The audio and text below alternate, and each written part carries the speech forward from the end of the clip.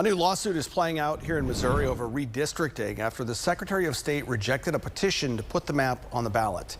Missouri lawmakers drew up a new congressional map last year that favors Republicans. Now, it was quickly challenged by a citizen veto petition, but the Secretary of State rejected the petition. He says the Constitution only allows state lawmakers to draw these district lines.